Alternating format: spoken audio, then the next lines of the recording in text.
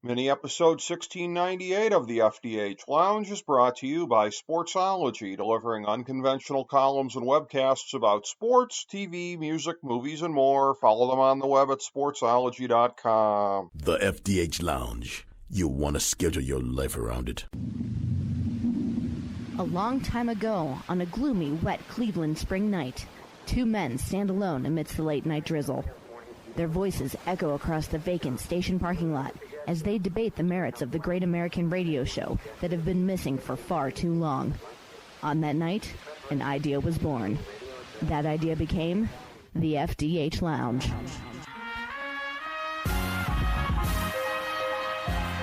Welcome to the FDH Lounge. Hello, everyone. Welcome to FDH Lounge mini episode 1698. This is FDH managing partner Rick Morris coming at you with one of my fellow original FDH Lounge dignitaries, Chris Galloway, who has been our lead football talker with us on the show for the last several years, and we are taking a look at the 2023-2024 NFL playoffs. Now, we took a very early look at the 2023-2024 playoffs back before the season. That was the culmination of our divisional previews, and we're looking at things a little bit differently here. Both he and I picked the same teams in the Super Bowl, and they are in the playoffs, but suffice to say, we both feel wildly different about the two teams at this point in time, because both of them, to varying degrees, limping into the postseason.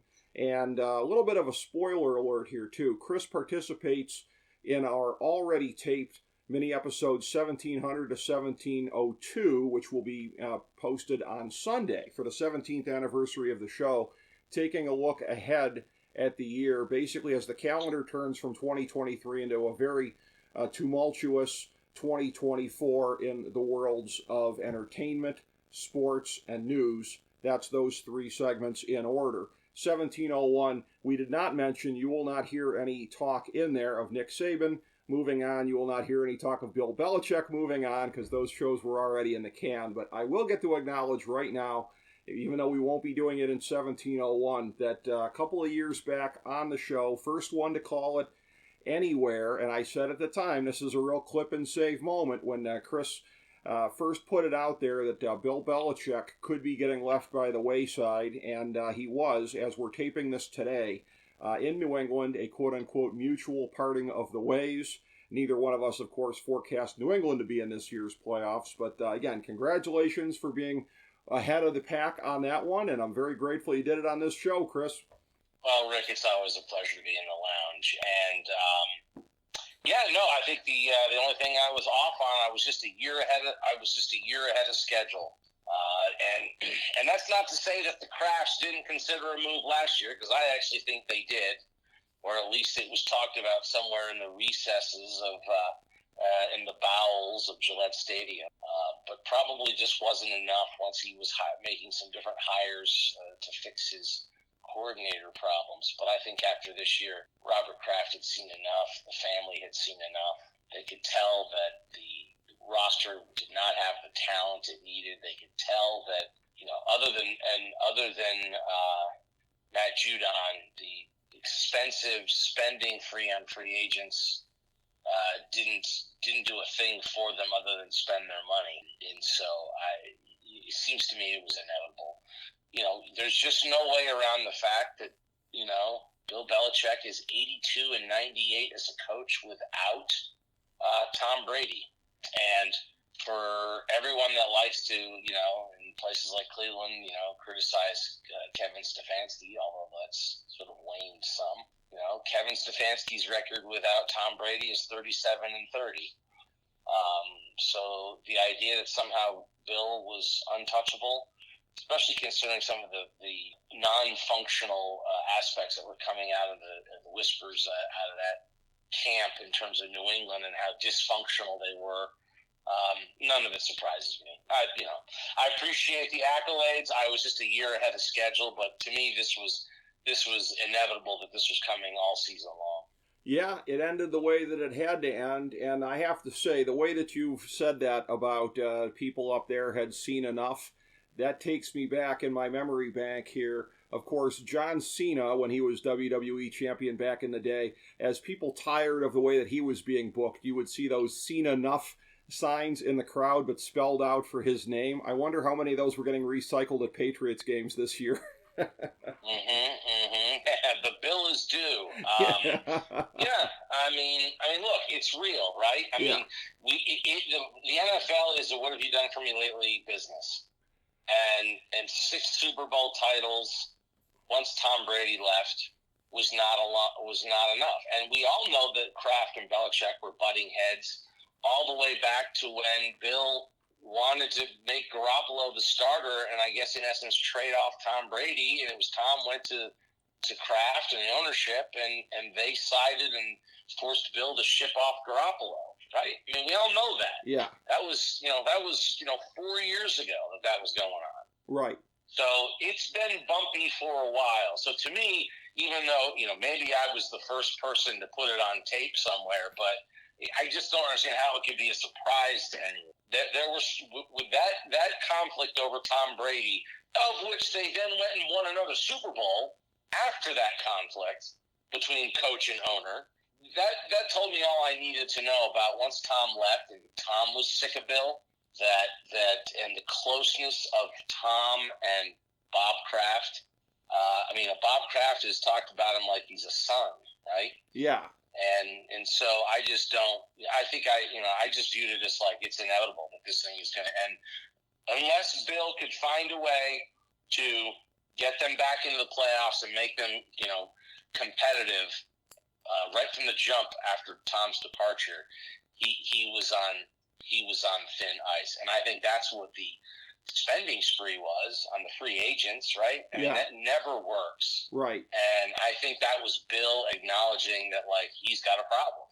So he took a flyer and spent all this money on free agents trying to shore up his roster because he has not been drafting well, especially on the offensive side of the ball for some time.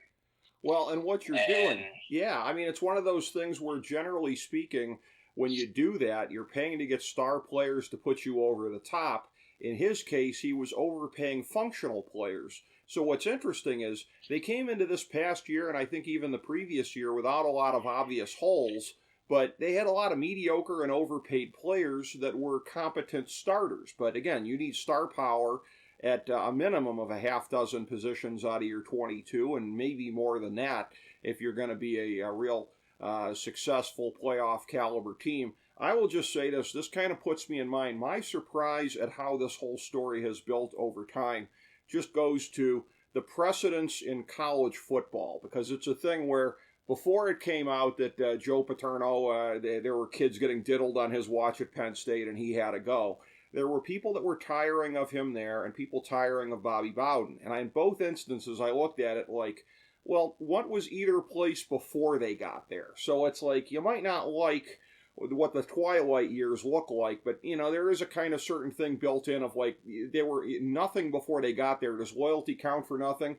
And I'm not saying that Belichick necessarily deserves it. As somebody who lived through his reign of terror in Cleveland in the early 90s, I can't say I'm not chuckling a little bit at this old trash bag getting shown the door.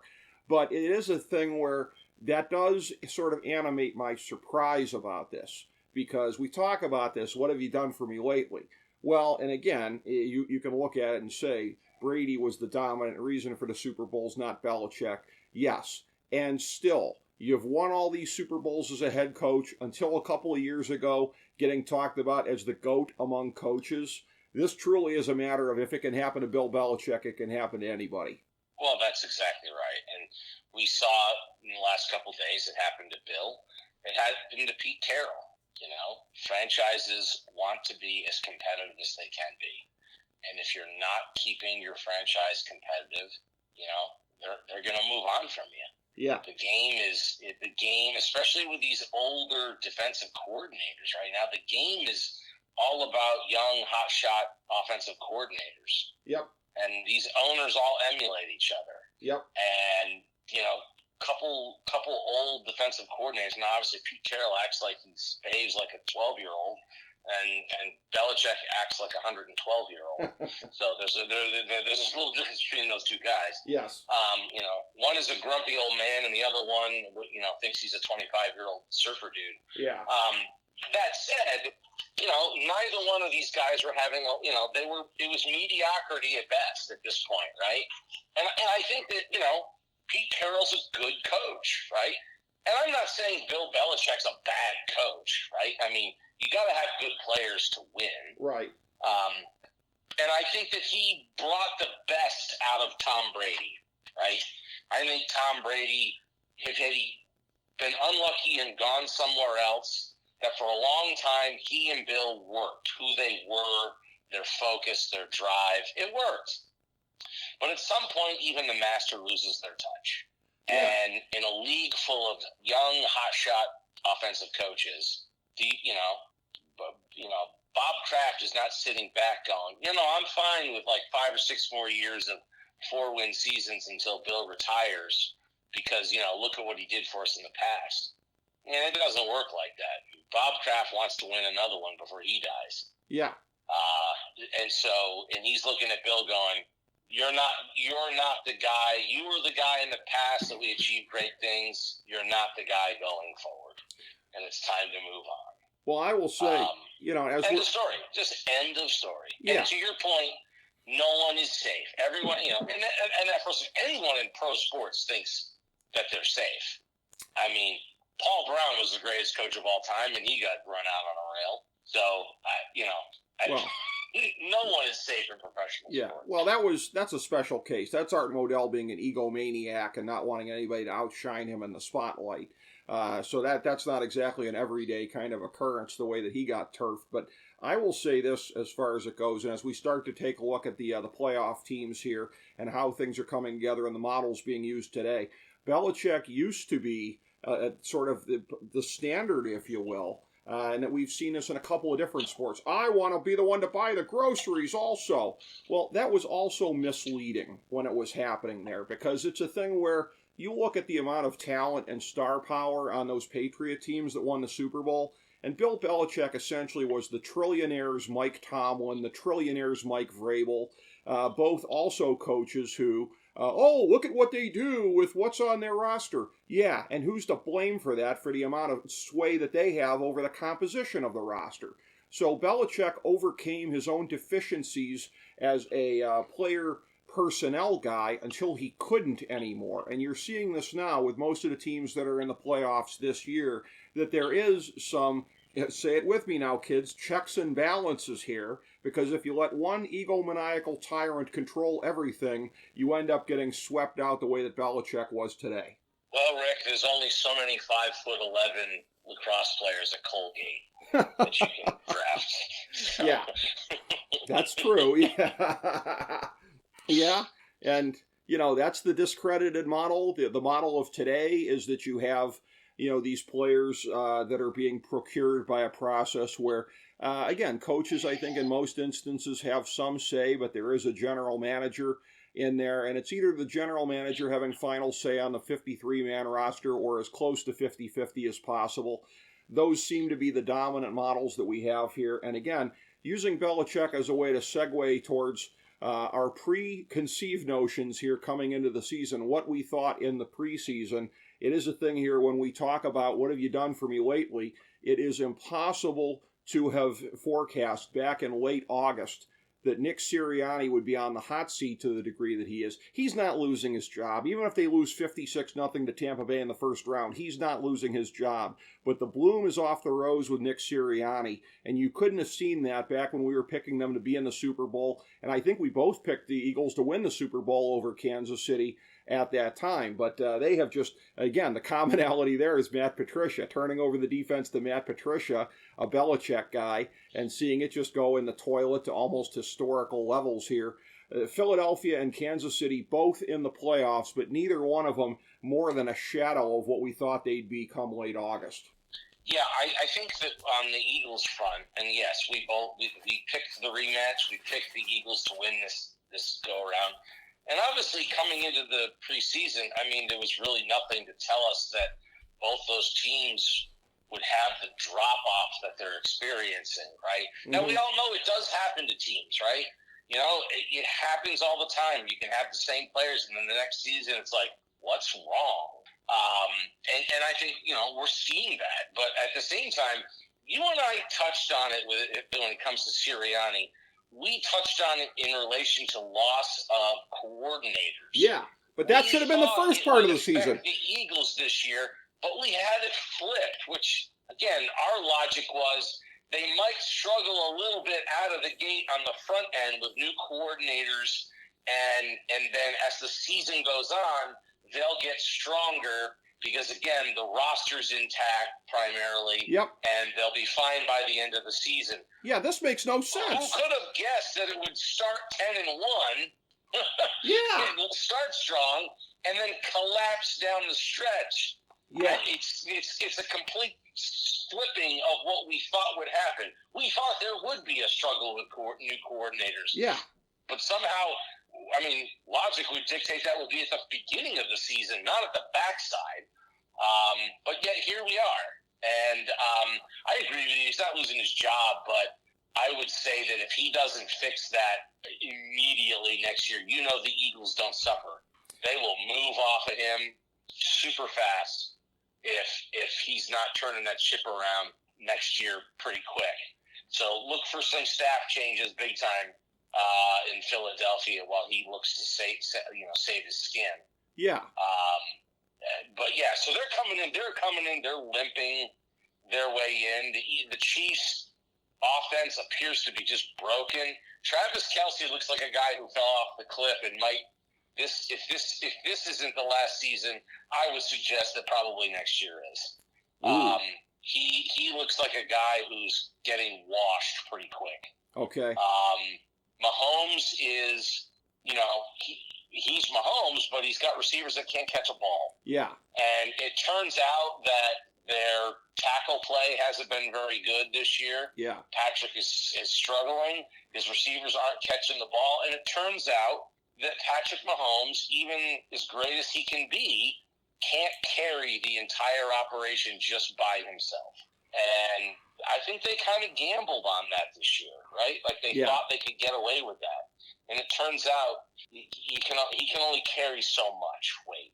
Yeah. And he can only be a Band-Aid to any deficiencies so much. So we're going to be wrong. There will not be an Eagles-Chiefs rematch in the Super Bowl. Neither one of them are getting to the Super Bowl. I'm not sure that Philadelphia, that's a tough game just to sort of transition into our matchups. Yeah. I mean, starting with that one, I think right now I'll pick Tampa Bay just because they're at home. Yep. Tampa Bay's looked bad the last 2 weeks. Yeah. But they went 1-1. They've looked bad, but this is a choice between two not very good teams. If I was a betting man, which I'm not, I would probably put my money on Tampa Bay, and again, not taking into consideration, point spreads, but just I think Tampa Bay will find a way to win this game. Philadelphia they look cooked. Yeah, they do. They do. And it's one of these things where I think we would all agree that had Philly started the year the way that we had forecast, say, even if it's like a 5-5 start, but if they had the same record now, people would be much more forgiving. It's the inexplicable nature of the collapse that has people at Nick Sirianni's throat in Philadelphia, because it didn't follow the script. They were a victim of their own success perception-wise through those first 11 games. Everybody thought they had it figured out. Turns out they didn't. And, I think in looking at this here, shout out to FDH Lounge Dignitary Derek Joseph. He and I were going back and forth on text yesterday. He was reviewing my picks from, and again, you can go check this out on the main page at fantasydrafthelp.com, the fantasydrafthelp.com NFL end of regular season breakdown. Right there on the home page. Click on it, check it out there. He was a little bit befuddled about my pick of Tampa Bay over Philadelphia, and I agree with you. I just think, again, Philly is not going to figure it out on the road in this situation. I'm befuddled that it's a Monday night game. When you're looking at the slate of games over the weekend here, I would not have guessed that one for a Monday nighter, particularly post Tom Brady, but I agree with you on that. On the Sunday night game, I'm actually going to flip my prediction from the one that I made here because subsequently, getting ready to make the picks, the weekly picks on the show for FDH Lounge mini episode 1699.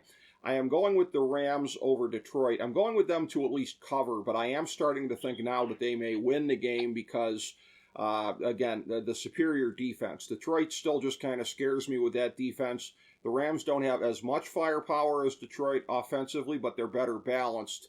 I like Dallas to sneak by Green Bay, but I think that is going to be one that is going to be kind of a nail-biter here. And I do think that Green Bay can pull the upset on the road. I'd like them to cover, but I'll take Dallas here. So I think it's Dallas, the Rams, and Tampa Bay going into a weekend number 2. You've already mentioned Tampa Bay. How do you see the other ones shaking out in the first round? Boy, I tell you what, that Rams-Detroit game has me so torn up. Yeah. Closest one, I think. I could argue you either which way. Right. Closest like this call. Thing's going one way or another. Like, I could argue and be like, yes, this is why. I would tell you that basically in the second half of the season, the Rams have basically the number 2 offense in the NFL. Yeah. I mean, McVay, honestly, if Stefanski didn't have the year he's had so far, McVay might actually be my choice for Coach of the Year and not Ryan's. I think you have to give the guy a nod. I mean, he's coached his ass off this year. Yeah. Nobody expected the Rams to be above 500, let alone in the playoffs. I am beyond impressed. And I got, this one I'm so torn on. I feel like the Lions are going to come out trying to make a statement. They want to win in front of that crowd. That building is going to be rocking. Yeah. Right? And I look at offensively, the Lions have more weapons, right? But I think I'm with Matt LaPorta basically not going to be either not going to play or going to be very limited. I've got to give a slight nod, I think, to the Rams. Yeah. I think I'm going to.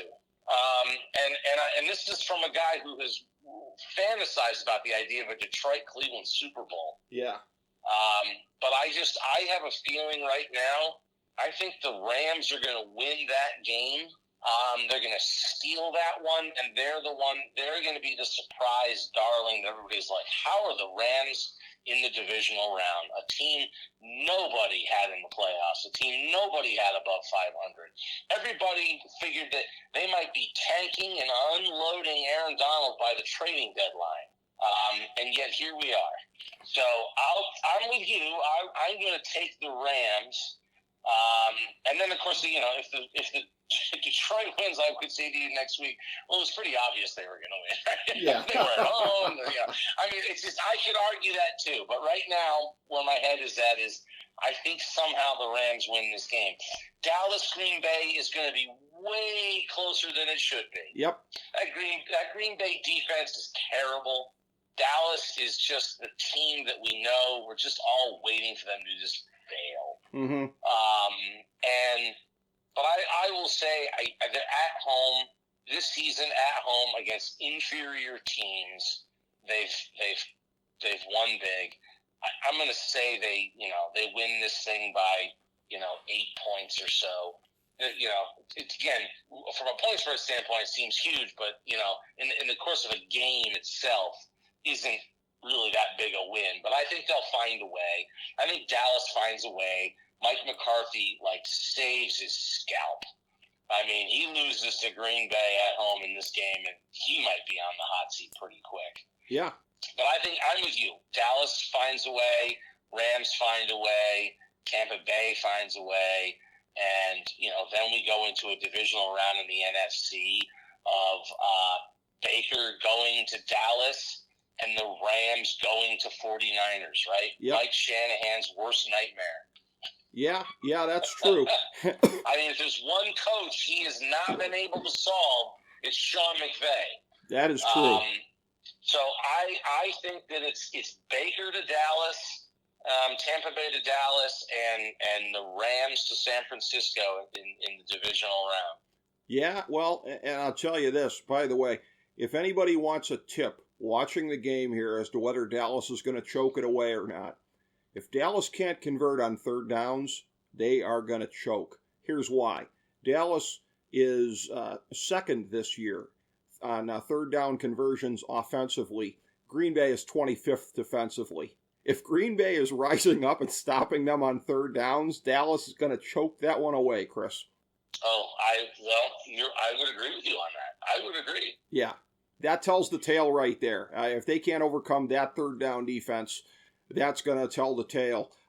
It's funny as you're talking about these teams in these cities here that if LA is able to throw some chaos into the divisional round, I think it was 1979 Rams Bucks. I'm sure we all had that on our 1979 season bingo cards. Rams Bucks in the NFC Championship game. Theoretically, we could be going there again. Thing is, I don't think so. Oh my God, could we have a Rams Steelers Super Bowl? Yeah, no, we will not. We will not. No, we will not, but it is funny to think about. But, this is one of these things where, again, I look at it and I don't think in either instance there, the Rams always play the 49ers tough, but I don't think there's anybody in the NFC that can stop the 49ers, although like you said, stylistically, matchup-wise, that might be as close to a scare as they could get in the divisional round. Dallas, again, I don't think a whole heck of a lot of them as far as being able to not choke, but I think losing to Tampa Bay would be like next level. That would be, the funny thing is they'd be in the divisional round, but it would be significantly worse, I think, than losing to Green Bay, because at least you could be like, well, Jordan Love. But, I mean, if Tampa Bay is able to do it and beat them to get to the NFC Championship game, that's the game that could be the end of McCarthy. But I think it'll be San Fran and Dallas for old time's sake here as we flash back to the mid-'90s and early 90s, not to 1979. Yeah, and then when you say that, of course, now I realize you and I have boldly gone chalk in the NFC. Yes. True. The idea of, we're just going chalk here, which feels icky. Well, wait a minute, though. Not the Rams. Well, you're right. And Tampa Bay's a home dog. So, Tampa's a home dog in the first round. I agree. Dallas holds on and finds a way to beat Green Bay. They don't really struggle. They have no real problem with Tampa Bay, in my opinion. Right. I think from a matchup standpoint, Dallas is not going to struggle against Tampa Bay. Mm-hmm. And will end up in the NFC Championship game against San Francisco. But I got to say, and I'll reiterate, if there's one team I think can beat San Francisco, it's the Rams. Wow. They've done it. They're confident. McVay knows how to out-coach Shanahan. They see each other twice a year. I get that it's a massive upset, right? Yeah. But I mean, I have to go with San Francisco just because of what they've accomplished this year. But there is a part of me that says, man, if the Rams get past Detroit, they can beat the 49ers. Yeah. But I'm going to go 49ers with you. Dallas goes to San Francisco and gets utterly embarrassed, destroyed, Yep. run out of new candlestick, just bludgeoned, and the 49ers move on to the Super Bowl. Yeah, that's how I see it. And I'll tell you, having said that, though, if McVay can get it done in the divisional round, he's going to go into Dallas, and it's going to be the Rams going to the Super Bowl against all odds. And what's funny is, but again, I don't think that's going to happen. I agree with you. San Fran over Dallas in the NFC Championship game. Picking the Rams to go to the Super Bowl, when I agree with you, that's the toughest first-round game to pick.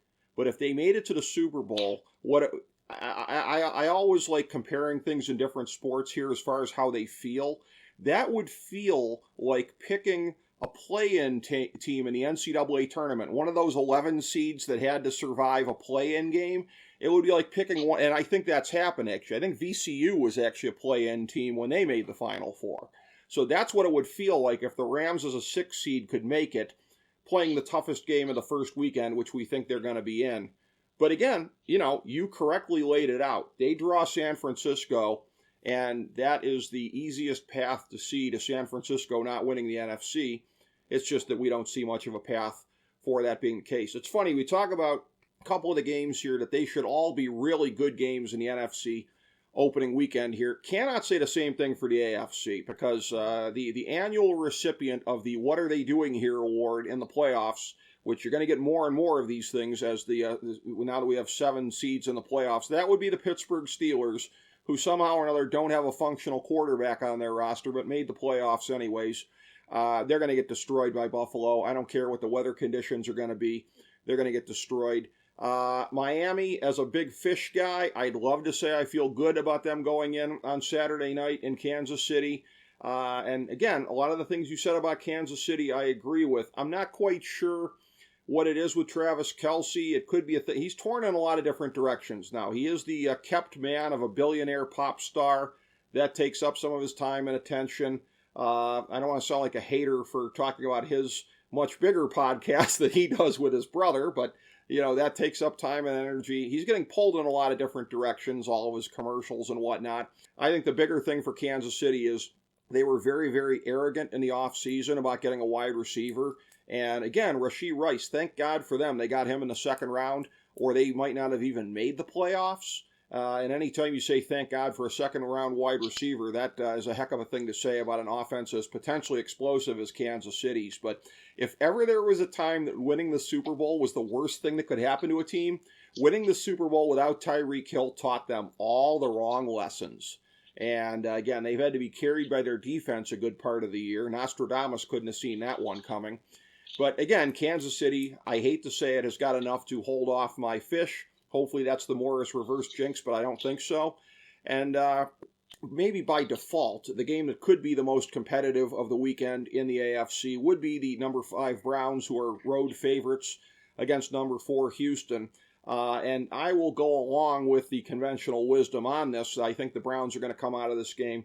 It's going to be harder with C.J. Stroud in there, which it wasn't a couple weeks ago for the Browns when they romped over Houston. That being said, the biggest variable in this game to me is that rookie quarterbacks just have not really been able to get it going in the playoffs for the most part over the last couple of decades here. It's a long-standing kind of a deal. No matter how great of a rookie season you had, this is where the rubber meets the road. The Browns' defense, again, it's better at home. It's a little Jekyll and Hyde, but it should be good enough to give him enough problems there. I think Cleveland comes out of the first round. All right. Now, with all the chalk, the first go-around, I'm anti-chalk now. Okay. I'm going to tell you, I'm picking the quote-unquote upsets. Really? Not I think Pittsburgh. The Bills, I think the Bills are a paper Buffalo. They've been red hot the last couple weeks, Chris.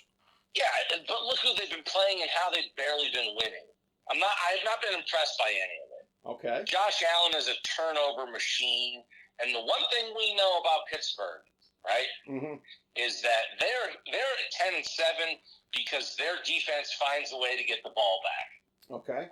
For all their flaws, they force turnovers and get the ball back. I mean, that's how they beat the Browns in week 2. All right. Just turnovers. So I'm going out on a limb. I'm this one. To me, this is the shocker. The Steelers go up to Buffalo. I don't even think that the weather is supposed to be even really much of an issue, is it? I don't think it is. Could be, might not be. I don't know. Yeah, I don't think in Buffalo it's going to be like it's going to be in Kansas City. Well, that's true.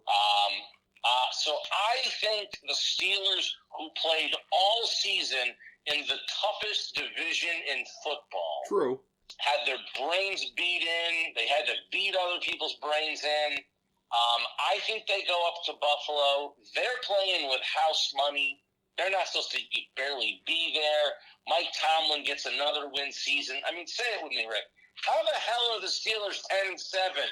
Well, again, and that's and so I'm telling you, Buffalo's had to run the table, and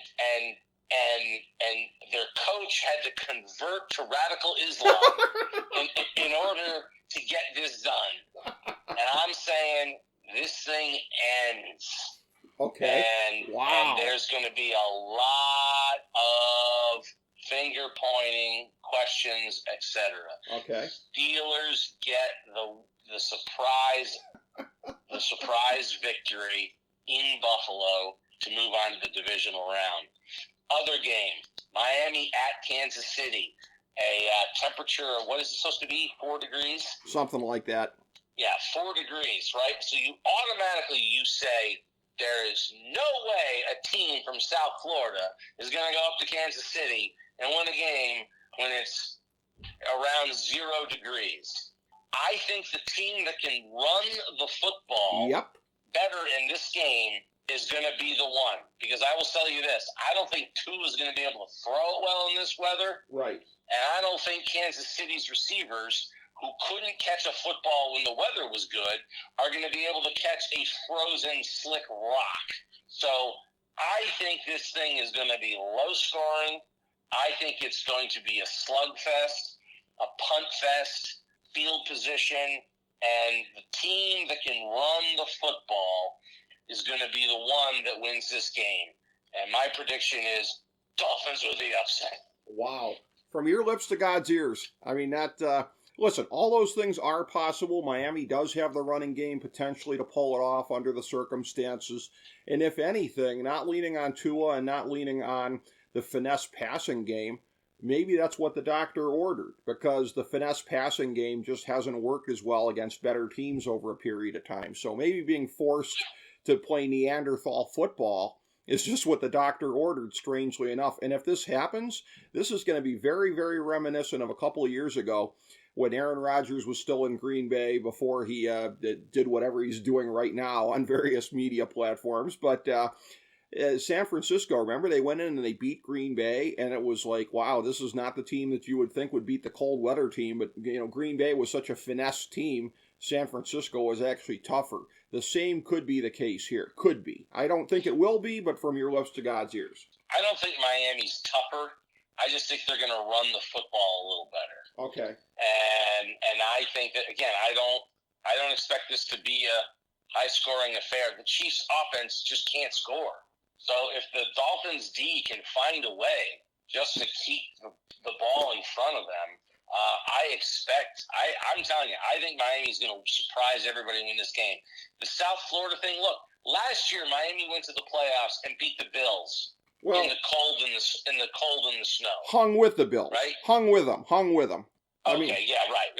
Yeah, that's right. They didn't beat them, but they, with the third-string quarterback, they went toe-to-toe with them, right? Yes. So I'm just telling you, this time around, they're gonna.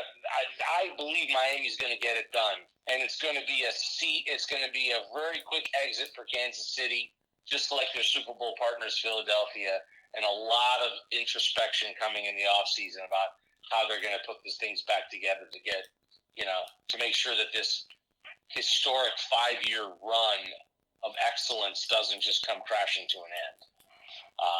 And again, I think they can make some moves and do some things and get right back on top. But I think this year they're going to fall flat on their face. Miami goes into Kansas City in the Ice Bowl, part 2, gets the win, gets out of there. Well, before you go to the last game, Chris, I just want to say that would be kind of infitting, again, in terms of feel, in terms of what it feels like in the atmosphere right now. If Kansas City and Philly both go down this weekend, and to a certain extent Buffalo, the same week that Belichick retires, Saban retires, like, it feels like a Berlin Wall falls kind of a week anyways. It would be kind of fitting to see some of these teams get toppled this weekend. That's not to say it'll necessarily happen, but it would be in feeling with what's in the air right now. Okay. Well, yeah, and it certainly fits within that. Yeah. So, again, not related, but kind of fun. Mixes it up. Yeah. Causes up. I mean, look, we have 6 new teams in the playoffs this year? That's right. Which is more than the traditional 4. Yep. Although, again, some of it's the expansion of the playoffs. You're going to be getting new teams in, especially towards the bottom. Right, yeah. Usually it's 4 teams. This year it's 6. Impressive. Yeah. So, last one, Cleveland at Houston. You know that and I think I might have mentioned this to you, I asked a Browns fan, this was the one matchup I didn't want in the first round. Really? I didn't want it at all. Okay. First of all, I hate having to beat a team twice. Yeah, true. First of all, that's always tough. We were just down there, okay? Yeah. We got by without a field goal kicker and because of injury. C.J. Stroud was out. If I remember correctly, Will Anderson was out too. I think so. Yeah, so they're, and of course they manhandled them. Great, that's a great outcome. But I think Stroud changes that whole thing, and Anderson back, and Nico Collins back. I think that changes this whole dynamic. And then the word today that Denzel Ward hurt his knee in practice, that could suddenly become now an issue. Because God only knows that the Browns just, they've been so lucky with injuries this year. There's no reason why they should be fine if they just have one more. Yeah. So all that being said, this is the matchup I literally am scared of. Okay. I'm not afraid of the Browns playing Miami, Kansas City, Pittsburgh, Buffalo. Houston was the one team I didn't want to see again. Okay. I don't want to go back on the road. I don't want to see C.J. Stroud playing with house money. It bothers me. All that being said, they gotta. I think the Browns are going to win. I have to believe that because I just don't want to believe that this is how this little magic carpet ride is ending. Is on the artificial turf in Houston. Right. I think the Browns defense, having been rested, with more veterans than Houston, C.J. Stroud has struggled the most against the cover one, which the Browns predominantly run. That's been his biggest struggle as a rookie. I feel as if that, they should be able to rattle him enough. Schwartz should be able to dial up enough trouble for him that the Browns are able to execute and get the win. It will not be the game it was the last time. It's going to be tight. And I think the line from Vegas tells us it's going to be tight. But I expect the Browns to find a way to win that game. Okay. Well, again, and, as has been covered on the show ad nauseum, my feel for but this. That means that in the AFC, the 5, 6, and 7 seeds win. So when I say to you, I'm not going chalk. Yeah. I'm anti-chalk in the AFC. Well, except the 5 is the road favorite, but yes, I do see your point there. Oh, yes, but they are technically the lower seeds. So yeah, the 3 lower seeds are going to win in the AFC if I'm right. Listen, in today's NFL, the 5 seed is almost always better than the 4 seed. The best wild card team is always going to be better, all things being equal, than the winner of the crappiest division in each conference. So it's a weird kind of a deal. I get that division winners. And to your point, I would like to see them change the way they do that. Well, I was just about to say, I think you do have to respect the sanctity of winning a division, but having said that, we've seen it so many times here. It's like, maybe there's a threshold that if you win 2 more games than the 4 seed or something, like, I do think there should be some kind of mechanism. How about this? If you win 1 more game, as long as you have a record better than... No, seriously. Okay. Like we had that season where the Seahawks went 7-9. Okay. Yeah.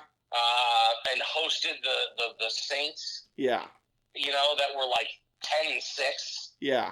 Like that's nonsense. Now I know there are tough divisions where sometimes it's like, they didn't have as good a record, but they were better. Okay, right. That does happen too sometimes. Right. Not generally, but But I can see, I can make an argument and say to you, well, if the 5 seed and the 4 seed have the same record, yeah, the home game is at the 4 seed. Yeah. Because they won the division. Yeah. But if the 5 and the 4, the 5 has a better record, then it's at the 5. Okay. Like, you should be rewarded for your wins. If you're tied, you're both 9-7 or something, then the division winner gets the game. To me, that's the wrinkle they throw in and say, okay, if you're better than your better record, but somehow you don't get the host anymore. Okay, if you're tied, if it's the same, you're both 10-7.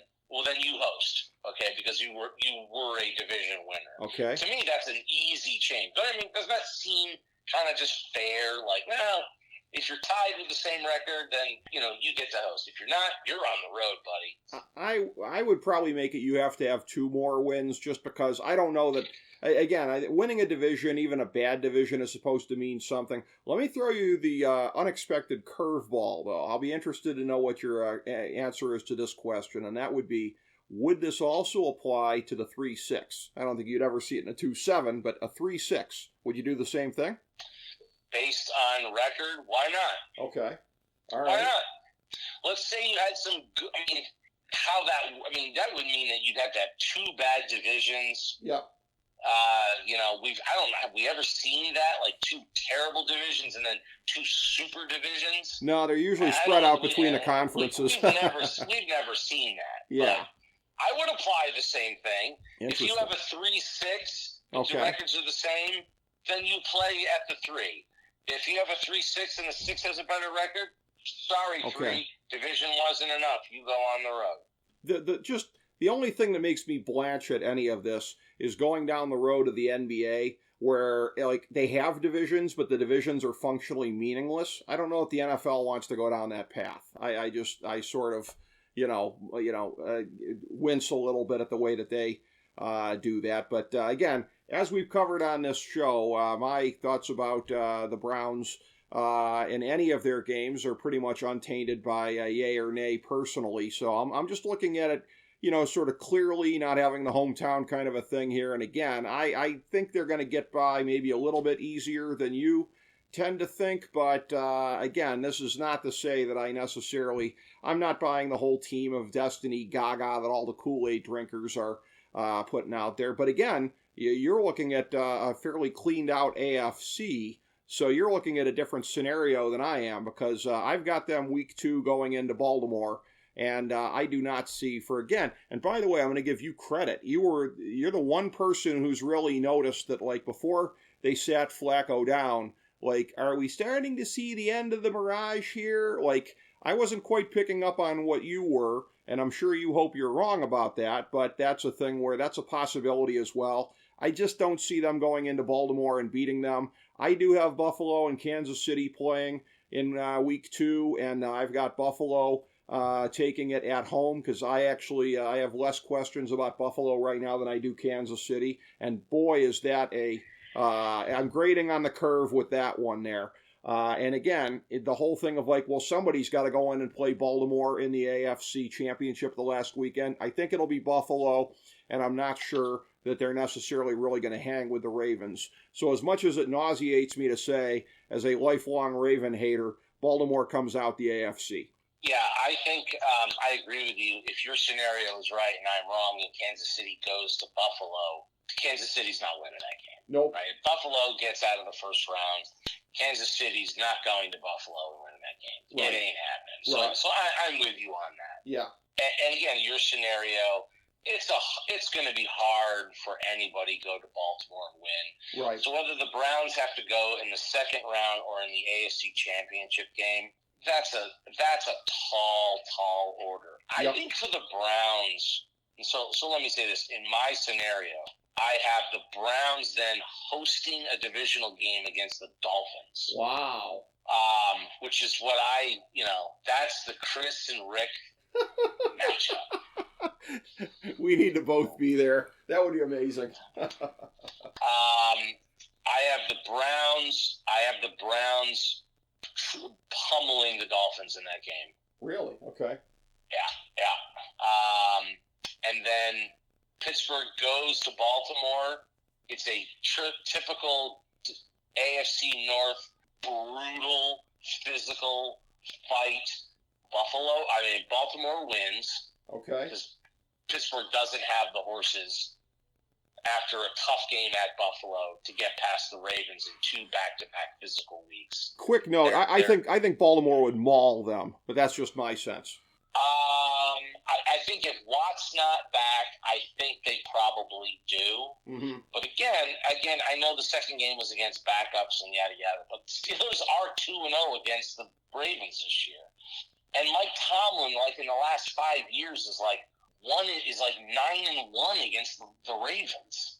I mean, have you seen that? Yeah, there's a lot of, and that's, Yeah, don't anybody take this in a unfortunate direction here. There's no race connotations, but the term black magic, I'm using it interchangeably with luck. Like, how do the Steelers luck through so many of the games they luck through? That's where, again, black magic in the sense that it's implied and not a backhanded kind of thing towards Tomlin. They're the luckiest damn team in the history of the universe. But, I mean, how long can the luck hold out? It keeps holding out. I hear you. It keeps holding out. But when you're relying on 99% luck, dude, I mean, I don't know. I'm a data guy. That's part of the reason I don't like. I mean, I don't like the Steelers, but part of the reason I don't get the Steelers is I'm a data guy, and the Steelers never make sense in terms of the data. Yeah, well, and that, I mean, to your point, how does that always happen? Now, that being said, that record and already being 2-0, if it's hard to beat a team twice in a season, it's really hard to beat them 3 times. I don't see the Steelers beating, in my scenario, the Ravens, the rested Ravens, in the divisional round after a big fight, a huge upset over Buffalo. But I do think it'll be a physical game, right? So in that scenario, I have the AFC Championship game as Browns go to Baltimore to face the Ravens. Now, you pointed out something I told you after the last game that Flacco played in, that game down in Houston.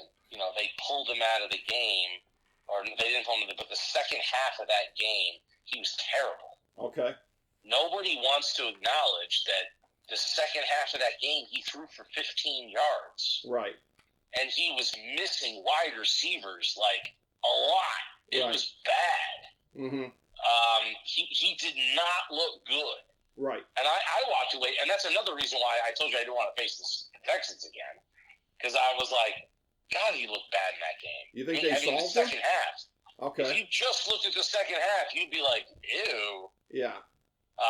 The first half was so unbelievably good that it washes out the second half. Mm-hmm. But man, that second half was frightening to me, and I don't know.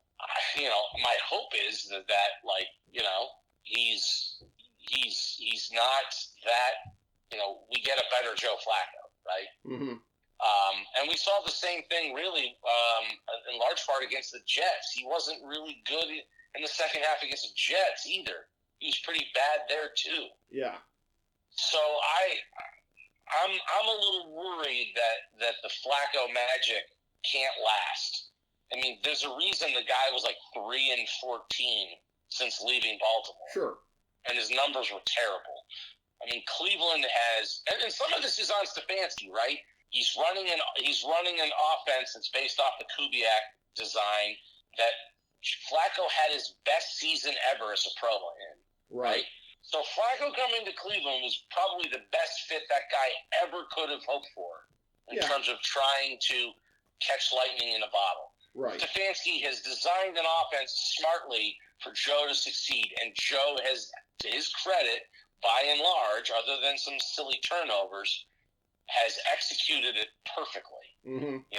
But you do got to wonder if a guy who seemed like he was washed, like how far this magic can run. Right. All this being said, Joe goes back to Baltimore in the AFC Championship game, if I'm right. That is going to have all the storylines you could possibly imagine. Sure. The NFL gets what they want in the NFC. They get San Francisco and Dallas, and they'll play all the clips from the 80s and 90s. Or not the 80s, but the 90s. And, the San Francisco 49ers. 81 the catch. Well, you're right. Okay, yeah, you're right. I just remember, as a Cowboys fan, there was a big gap in the 80s that we try to really block out. And it started with a catch. It started with the catch, right, exactly. Like, ugh. So they get that on that side, and then on this side they get the AFC North Championship being played out in prime time between the Cleveland Browns and the former Cleveland Browns, with their new quarterback, the former new Cleveland Browns quarterback, and it's a tough slugfest, a classic game. But unfortunately, Baltimore wins and moves on to the Super Bowl. The Browns eventually run out of magic, despite the great coaching job and the great defense. It's the number one defense versus the number two defense. Flacco does his damnedest. It scares the hell out of the Ravens fans. They're scared shitless that guy's returning. It's not enough when you don't have Nick Chubb, your top three tackles. You lost your defensive captain in Anthony Walker. At some point, this stuff catches up to you. Yeah. And my belief is that that's where it ends. The magical season ends for the Browns, unfortunately, because eventually the lack of depth, the injuries, they just can't compete. A team with Nick Chubb and Anthony Walker and, 100%. Maurice Hurst, I'm telling you right now, they go in there and beat the Ravens. But the way they are right now, it's just too much to overcome. Well, and what this takes us to, so this would be Harbaugh Bowl 1.5, I guess we would call it, since there'd only be one of them there this time, Baltimore and San Francisco, in the rematch in Vegas, in the city where a lot of people see the other Harbaugh brother potentially coaching next year. Won't that be interesting? But as far as it goes in this one here, again, a rematch from Christmas night where Baltimore was able to run it up. That was a game that I picked correctly. I knew they would cover, but they won outright and fairly convincingly.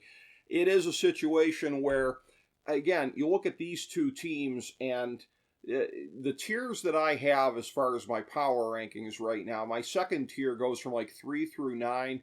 But when we were doing our late season analysis on the show, when I was doing it with Lounge Dignitary Derek Joseph, talking about it, and to quote the now former AEW World Champion MJF, the top teams in the league, really aside from Baltimore and San Francisco right now, mid.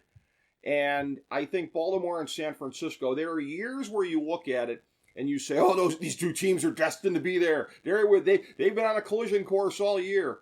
Well, what it was Baltimore and San Francisco just didn't succumb to all the questions that everybody else has right now. That's what it comes down to. And that is why we both see them in the Super Bowl, because they have very few flaws right now when we've just spent the last better part of an hour enumerating so many of the flaws with so many of the other teams that are going to be trying to make the Super Bowl. I certainly hope that I am wrong on this. I will be hoping and praying that I'm wrong. I do have Baltimore again over San Francisco in the Super Bowl. How would you see it shaken out, Chris? Rick, everything you say makes just perfect sense from a logic standpoint. But I'm going to go San Francisco. Mm-hmm. Just back to the old adage of it's hard to beat a team twice. True. And I literally, that's, you like data and numbers, and I'm giving you something that's not data and numbers. Mm-hmm. I'm giving you, I don't know, hard to beat a good team twice. Hard to beat that 49ers team twice, right? Is that 49ers team really going to get beat twice? I struggle to think that. So in my head, you make sense. You make perfect sense, logic, numbers, whatever. But I'll go with Shanahan finally being able to, get it done and win the damn thing in a real classic Super Bowl. The 49ers triumph over the Ravens. Well, and that's where we are. And in Browns fans, your misery in AFC Championship games, continues. After a long time away, it resumes. I will say, again, Baltimore and San Francisco, not much to separate them, but one of the things is, in looking at this here, again, go to the main page on fantasydrafthelp.com, right there, top of the page, the FDH NFL end of regular season breakdown. San Francisco 23rd in third down defense. It's the only real subpar rating that either team has in this whole ratings compilation. And we both know that third down, Lamar Jackson will kill you. Yes. So, I mean, that's one of the things I looked at, unfortunately, in terms of leaning towards Baltimore, is that a third down defense that's 23rd in the league is not necessarily, that's not the one you want to go to war with, to paraphrase Donald Rumsfeld, when you're facing Lamar Jackson and the Baltimore Ravens. But it's a thing where, again, in looking at this, if San Francisco is able to win Kyle Shanahan in one fell swoop erasing, or at least avenging, two of the big Super Bowl letdowns of the 2010s. First and foremost, his own team, San Francisco, against Baltimore back a little over a decade ago. And then Kyle Shanahan, of course, the 28-3 game that allowed Bill Belichick, as we come full circle on this show, to win a Super Bowl against Atlanta there in a game that, again, if they run the ball like one more time, stay within field goal range, don't let Matty Ice take the big sack, hey, Belichick might have been gone a couple of years ago. That's the whole thing. You go back in time, you kill a butterfly, you don't know how the rest of humanity is going to be changed. But Kyle Shanahan can avenge both losses in one fell swoop if he can be the guy holding the Lombardi Trophy at the end of the game. If he's playing Baltimore, I hope to death that he is going to be doing that, for as much as I loathe the Ravens and would love to be wrong. But as much as I would love to be wrong about the Ravens losing the Super Bowl, I don't know if I love even that as much as I love doing the football shows here with you, Chris. A real pleasure. Thanks for being on today, buddy. Hey, a lot of fun. And, I hope I'm wrong, and it's a Browns Dolphins AFC Championship game. There you go. That would take a lot of dominoes falling. I would say that I would be in the stadium that day wearing my fish gear, but having said that, knowing the urine bombs and everything like that that get thrown at people wearing opposing teams' gear, particularly in a high-stakes game, as the late, great Gordon Soley once said, discretion is the better part of valor. So I'll probably be... That's right. Well, if I'm right and it's in the divisional round, those could probably be frozen, so you really don't want that. Oh, yeah. Frozen piss bombs are even worse. As we're sitting here contemplating which types of piss bombs would be more preferable, what could be more fitting for the show than this one? But thank you. Thank you, Chris, and thank you, everybody, for checking out FDH Lounge mini episode 1698.